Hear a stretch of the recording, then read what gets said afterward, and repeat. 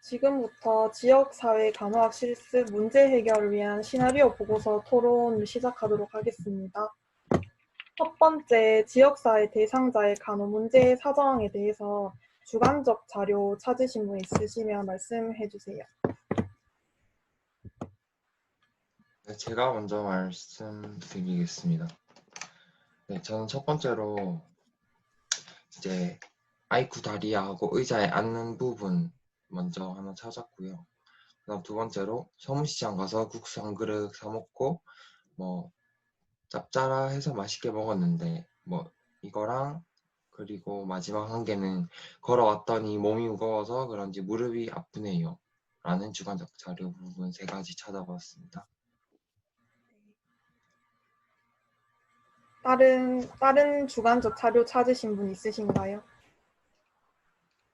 저는 대상자분이 고혈압 약을 복용하고 계시는데 대사로 혈압약 먹긴 먹는데 잊어버릴 때가 많다고 하는 대사를 하나 찾고 환자분께서 손녀들을 데리고 살려니까 힘들고 스트레스를 받는다는 주관적인 자료를 대사를 통해서 찾았습니다. 네, 주관적 자료 5개 확인했고 나머지 객관적 자료 찾으신 분 있으시면 말씀해 주세요. 저는 일단 대상자 혈압 측정했을 때 150에 90으로 나온 거 찾았고, 또 대상자가 혈압약 복용 중이고 65세 고령이라는 것을 찾았습니다. 네, 저는 마지막으로 짠맛 미각 판정 테스트에서 짜게 먹는 편이라고 판정받은 것을 저도 찾았습니다. 그러면 그럼 이번 대상자의 간호 문제에 따른 진단을 세워볼 수 있을 것 같은데 대상자 문제에 따른 간호 진단 생각나시는 거 있으시면 말씀해 주시겠어요?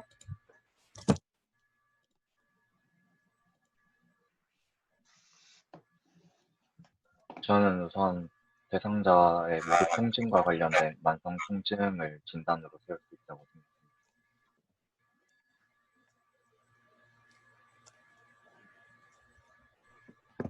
저는 대상자의 주관적인 표현을 근거로 양육 부담과 관련된 스트레스 과다라고도 진단을 세울 수 있을 것 같습니다. 저는 환자가 혈압약 잊어버릴 때도 많다고 또 미각 테스트 결과 짜게 먹는 편이라고 했기 때문에 비효율적 건강관리도 진단으로 넣을 수 있다고 생각합니다. 우선순위를 정해볼 수 있을 것 같은데 1위가 뭐라고 생각하세요? 저는 만성 통증을 1위라고 생각합니다. 저도요. 네, 저도 직접적으로 느끼는 게 통증이니까 통증이고, 그 후로 대상자는 뇌신경 질환을 가지고 있으니까 이거를 관리할 수 있는 비효율적 건강관리가 2위, 그리고 손녀들이랑 같이 사니까 스트레스 받고 심적으로 힘들다는 게 있으니까 그와 관련된 진단이 또 하나 세 번째로 들어가는 게 맞다고 생각합니다. 동의합니다. 네, 그러면 1위가 만성 통증, 2위가 비효율적 건강관리, 3위가 스트레스 과다로 정해졌고 그에 따른 간호 중재안을 말할 수 있을 것 같은데 의견 자유롭게 제시해 주시면 감사하겠습니다. 첫 번째는 우선 무릎 통증과 관련된 만성 통증으로 간호 진단을 내릴 수 있고, 첫 번째 간호 목표를 세우자면 일반적인 목표로는 대상자는 만성 통증을 스스로 관리할 수 있으며 이에 도움이 될 지역사회 자원을 이용할 수 있어야 합니다.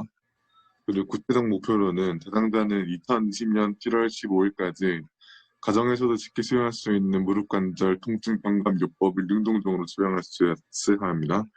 대상자는 2020년 7월 15일까지 2회 이상 시민건강 놀이터 스마트 건강체험관을 방문하여 만성질환 영역에 관한 교육 및 상담을 받을 수 있어야 합니다. 대상자는 2020년 7월 15일까지 일상생활 및 보행 시 무릎 통증으로 인한 생활 불편감 호소를 1, 2회 이하의 빈도로 주의해야 합니다. 다음으로 계획에 대해서 제가 발표하겠습니다.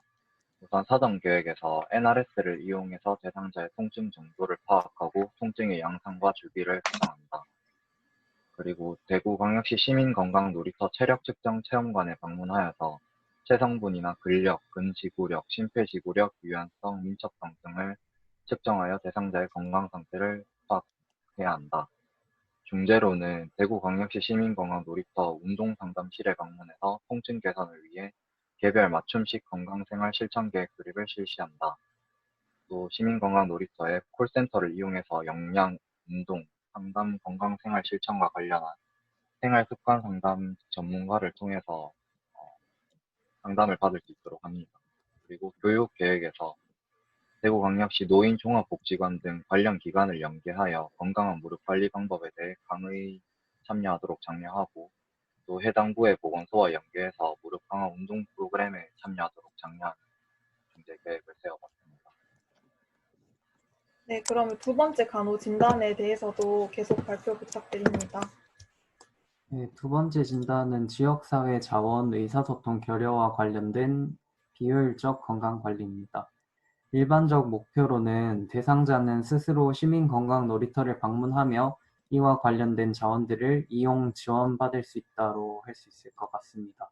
구체적 목표는 2020년 7월 15일까지 심뇌혈관 질환 악화 요인 2가지 이상 설명할 수 있을 것이고 또 같은 기간까지 수행한 운동 1가지 이상 설명하고 운동 시간을 건강관리수첩에 기록할 수 있을 것입니다.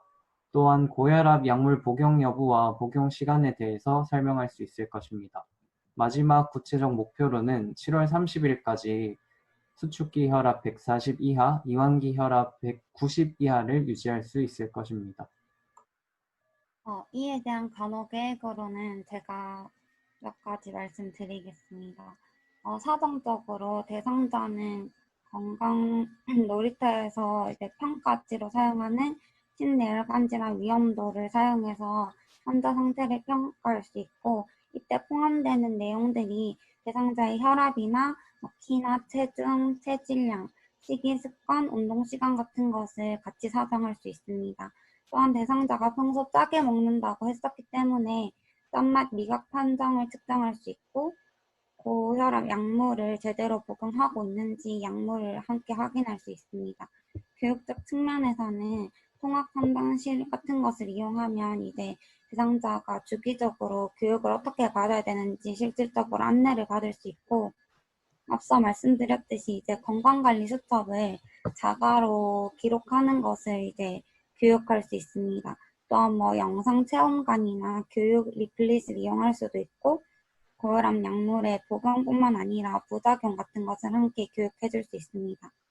마지막으로 중재적 계획은 대상자의 실질적인 식사나 식습관 체험 같은 것을 유도할 수 있고 체력 특정 체험관 같은 것을 이용해서 운동 프로그램이나 기초 체력 상담까지 이루어질 수 있도록 할 수 있을 것 같습니다. 네, 그러면 세 번째 간호 진단에 대한 발표 이어가도록 하겠습니다. 네, 저는 세 번째 양육 부담과 관련된 스트레스 과다에 대해서 이제 간호 목표랑 계획 세워보았는데요. 첫 번째로 일반적 목표는 대상자는 스트레스 지수가 감소하는 상태를 유지할 것이다. 이렇게 잡았고요. 그다음에 구체적으로는 이제 대상자는 한 달 후 이전과 비교하여 뇌파 측정에서 스트레스 양상의 뇌파 형태의 빈도가 감소할 것이다. 로 세웠고요. 그다음에 사전 계획으로 넘어가서는 대구광역시 시민건강놀이터를 방문해서 스마트 건강체험관에서 스트레스 상태와 두뇌 건강 상태를 스마트 디바이스를 통해서 사정하도록 하고 그리고 대구광역시 시민건강놀이터를 방문해서 스마트 건강체험관에서 마음건강 프로그램에 참여시킨다는 계획을 세워보았습니다. 그리고 중재에서는 첫 번째로 대구광역시 시민건강놀이터의 건강상담실 방문을 통해서 스트레스 지수를 토대로 산책과 음악 감상 등 맞춤별 상담을 적용한다로 계획해보았고요. 그리고 교육에 있어서는 첫 번째로 조선가족지원사업을 소개 및 이제 관련 기관이랑 연계시켜서 지속적인 관리가 가능하도록 교육하는 것이고요. 두 번째는 스트레스가 이제 자가 관리될 수 있도록 보건소에 서예랑 이제 운동 프로그램 등을 소개해주는 방법을 계획해 보았습니다. 네, 여기에서 덧붙여서 제가 말하자면 구체적 목표에서는 대상자는 2020년 7월 15일까지 조선가족 지원 사업 내용을 이해하고 지원 사업을 신청할 것이다. 세 번째는 대상자는 2020년 7월 30일까지 스트레스 자가 관리의 중요성을 말로써 표현할 수 있고 지속적으로 관리 프로그램에 참여할 것이다. 간호 계획에서는 사전 계획에서 조선 가족에 대한 지원 여부 판단을 위해 가족 기능 역량, 소득 분위 등을 사정한다. 중재 계획에서 덧붙이자면 대구광역시 시민건강 놀이터의 건강 콘서트홀을 방문하여 마음건강 프로그램, 건강북, 토크 뮤직 콘서트 등에 참여시킨다. 세 번째, 대구시 취약위기 가족 지원 정책을 소개 및 참여시킨다. 가족 지원 정책 사업에는 예로서 심리 역량 강화를 위한 지속적 사례 관리나 생활 가사 지원 등이 있을 것입니다. 세 번째, 교육 계획에 덧붙이자면 노인의 스트레스 관리 중요성에 대해 교육하고 대구광역시 시민건강 놀이터와 연계하여 지속적으로 스트레스 수준을 사정 및 관리하도록 지도한다 등을 덧붙일 수 있을 것 같습니다. 저희가 3개의 진단을 내려보고 우선순위에 따른 간호 중재안을 세워보는 시나리오 보고서 토론에 참여하였는데 참여한 소감 한 명씩 돌아가면서 말해볼까요? 제가 먼저 말해보겠습니다.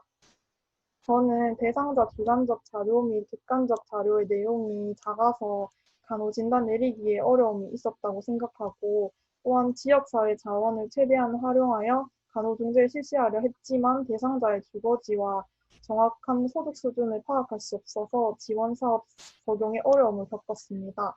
실제 임상 실습에 나간다면 이번 실습에 느낀 점을 바탕으로 대상자의 사정 부분에 좀 더 신경 써서 간호 과정을 적용할 수 있도록 해야겠다고 느꼈습니다. 소감 네, 네.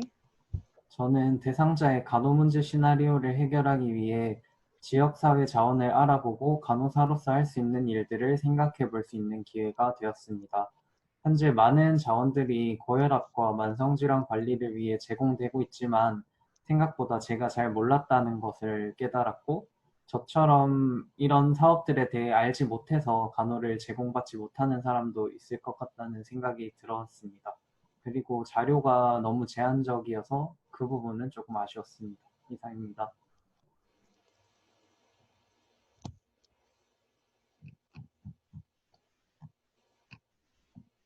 다음은 제가 발표하겠습니다. 네. 지역사회 간호학 실습을 작년에 성서보건지소로 나간 적이 있었는데 그때는 예방접종이나 금연 캠페인 등의 간단한 내용들만 접해서 대상자들이 도움을 실질적으로 많이 받고 유익한가에 대해서 굉장히 의문이 많이 들었었는데 이번 시민건강놀이터는 그것보다 이제 체계적이고 전 연령대를 상대로 지역사회 건강에 이바지할 수 있는 시스템인 것 같아서 그것에 대해서 알게 되어서 좋고 또 직접 방문하면은 이제 좀 더 구체적인 사정과 중재 방법을 할 수 있었을 텐데 그러지 못해서 조금 아쉬운 점이 있습니다.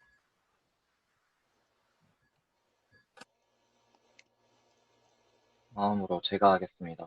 네. 오늘 실습 내용 공부하면서 지역사회와 연계된 여러 기관이랑 사업들이 있음을 알게 되었고, 또 대상자 간호 문제를 해결하면서 지역 의료 자원을 함께 활용하면 훨씬 다양하고 구체적인 간호 중재를 제공할 수 있다는 걸 알게 되었습니다. 또 병원보다 좀 제한적인 부분이 있기 때문에 환자의 행동이나 말에서 간호 문제를 찾는 능력이 더 필요하다고 생각을 했고, 앞으로 주변에 이용 가능한 지역 사회 자원들을 모르는 노인분들이 있으면 적극적으로 알려주어야겠다고 생각했습니다. 이상입니다. 저는 지역사회 간호학은 그 간호를 제공하는 걸 떠나서 지역사회 자원을 알선해주는 간호사의 업무 중에 알선자가 있잖아요. 그런 업무가 되게 많이 발휘되는 파트라고 생각합니다. 이렇게 제한된 자료에서도 다양한 중재들이 나오고 여러 가지 자원들을 활용할 수 있다는 그 근거들이 나오면서 많은 사람들이 이런 근거와 자료들을 못 받고 있으니까 그거를 알선해주는 업무가 되게 중요하다고 생각했습니다. 네, 그리고 마지막으로 제가 발표하겠습니다. 저는 이제 여태까지 질병으로 인해서 입원한 환자에 대해 병원 내에서 제공할 수 있는 중재들에 대해서 이제 생각해 볼 수 있는 시간을 많이 가졌던 탓인지 지역사회의 많은 자원을 이용한 이제 적절한 중재를 제공하는데 처음에 좀 어려움을 겪었습니다. 앞으로는 이제 연계할 수 있는 프로그램이나 기관들에 대해서 자세히 알아볼 필요가 있다는 생각을 하게 되었고요. 각 지역별로 이용 가능한 자원을 미리 조사해 놓는 것이 좋을 것 같다는 생각도 할 수 있었습니다. 네, 그럼 이상으로 4반 1조 문제 해결을 위한 시나리오 보고서 토론 회의를 종료하도록 하겠습니다. 수고하셨습니다. 하셨습니다. 감사합니다. 고맙습니다. 그렇습니다.